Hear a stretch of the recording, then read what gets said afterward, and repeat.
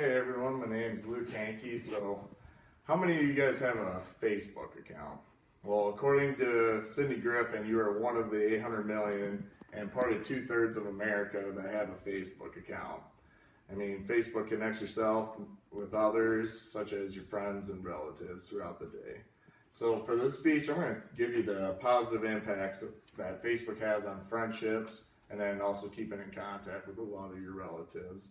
I'm going to establish some credibility studies done by Varicella, Krager, Griffin, Lewis, Parak, and Reynolds.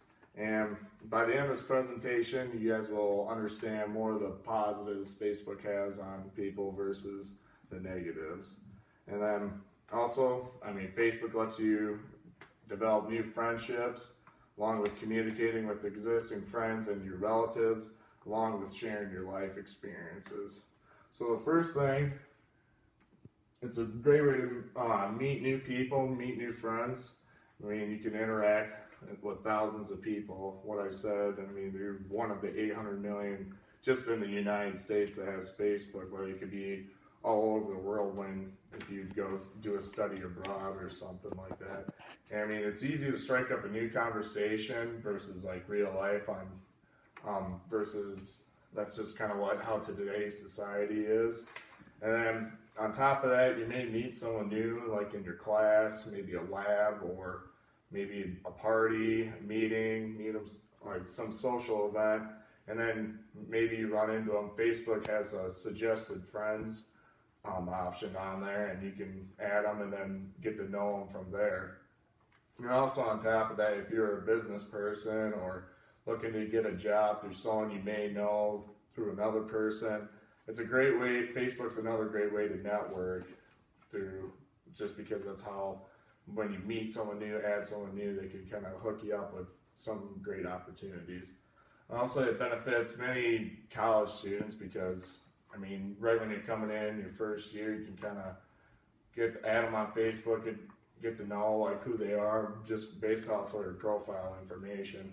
And some people think it kind of holds them back from like real life relationships, but studies done by Griffin say that it actually benefits people using the Facebook account to meet new people, along with keeping in touch with your friends from high school or relatives from high school.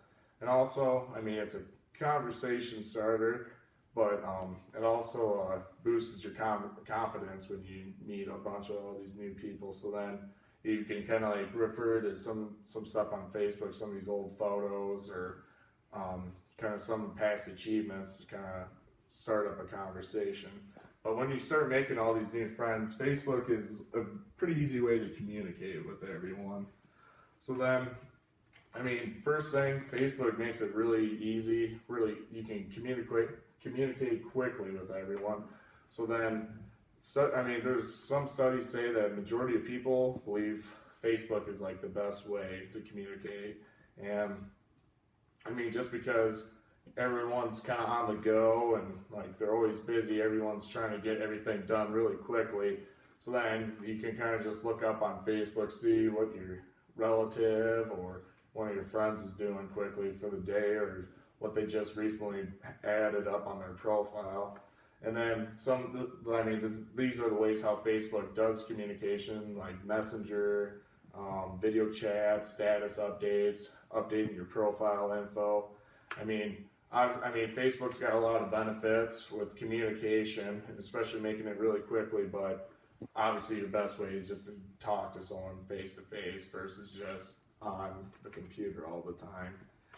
Communication is extremely important throughout your life, but then also kind of just sharing your life experiences is also a key factor. First thing, it kind of like expresses yourself. Right in your profile, it shows like you put down what some of your interests in music, sports, your politic preferences, movies, whatever you kind of want. And then also on top of that, studies show that it's easier kind of to express emotions and interests on Facebook versus real life, just because they're kind of afraid of embarrassment. Instead of like doing it face to face, they kind of feel like right there they're going to be embarrassed by it. But if they post it on Facebook, maybe someone might not see, but when they do look at it, they might not be as judgmental versus in real life. And also, a lot of people do post things like, a lot of the positives. So say like they just had a kid or got married on a 3-year relationship, etc. I mean, there's a lot of positives that they could post on there saying what's going on in their life. And then there's some negative experiences. I mean, getting like a speeding ticket, or, I mean, there's many more that you can think of. And then you kind of use that to learn from them. And then also there's recommendations. So like gyms that they work out in, restaurants, theaters, salons, they could post how they liked it. So say they went to a salon and had a great experience, they could just kind of post it on there. And I mean, obviously, drama can be caused on Facebook. People get mad at some people's opinion, but I mean, that happens in everyday life where people get pissed off at each other. I mean, as I'm coming to a close in this speech, Facebook definitely has a lot more positive impacts versus negative in an individual's life.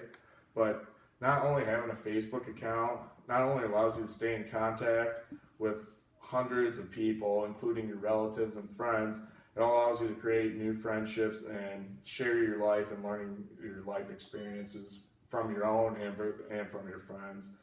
I mean, it benefits your friendships, allowing you to gain faster connections with those people and help you build up a little bit on your social skills.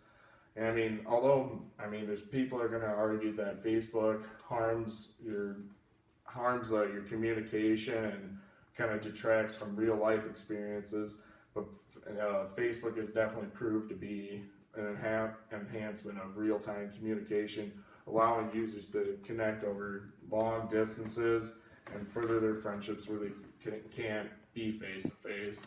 And when you sign up for a Facebook account, you're not only signing up to share your experiences and make new friends, but also maintain a better relationship with the others you already have.